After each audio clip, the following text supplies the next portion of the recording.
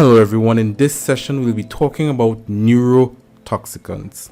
Neurotoxicants are chemicals or substances that can affect the nervous system. Neurotoxicants are a very important topic for those of you who are pursuing the CIH exam. Toxicology on a whole is a very important topic that all those who are preparing for the CIH exam should review and revise as much as possible. It's a very important part of your CIH exam. Generally, neurotoxicants are a very important topic for general health and safety practitioners. In this session, we'll describe the condition known as peripheral neuropathy, identify the common chemicals that causes peripheral neuropathy, and identify chemicals that are linked to the most common neurological problems that a worker may suffer from. Peripheral neuropathy refers to the conditions that result when the nerves in the peripheral nervous system are damaged or diseased. The peripheral nervous system consists of all those nerves outside of your brain and your spinal cord. Those nerves connecting to the muscles in your feet, in your fingers, are all part of the peripheral nervous system. The most common chemicals in the workplace responsible for peripheral neuropathy can be identified by the acronym CLAM note. The C stands for carbon disulfide, L for lead, A for arsenic, M for mercury, N for N-hexane, O for organophosphates, T for thallium, and E for ethylene oxide.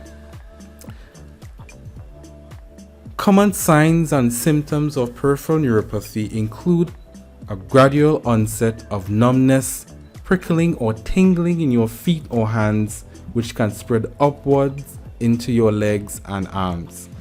Sharp jabbing, throbbing, freezing, or burning pain. Extreme sensitivity to touch. Lack of coordination and falling. Muscle weakness or paralysis if the motor nerves are affected. Ototoxicity is a state of being toxic to the neurons responsible for hearing sounds. Now, the neurons are the basic units of the nervous system. The common chemicals in the workplace that are ototoxic can be identified using the acronym TEXSCCAM. T stands for toluene, E for ethylbenzene, X for xylene, S for styrene, C for carbon disulfide, C for carbon monoxide, A for arsenic, and M for mercury.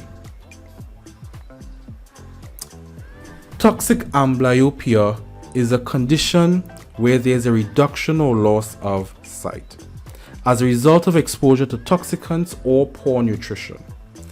It is largely the result of damages to the optic nerve responsible for transmitting signals from the eye to the brain.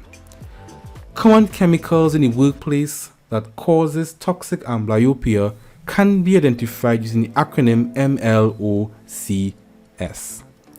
M for methanol, L for lead, O for organophosphates, C for carbon disulfide, and S for styrene. At this point, I just want to make sure and highlight a very important point. Organophosphates are not a particular chemical, rather it's a family of chemicals, of which a lot of pesticides are organophosphate type pesticides.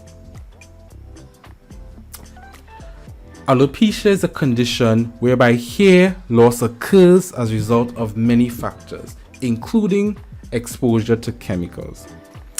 It is not really a nerve disorder, but rather caused by damages to the hair follicles. Common chemicals in the workplace that causes alopecia can be identified using the acronym TCAB. T for thallium, C for chloroprene, A for arsenic, and B for boron.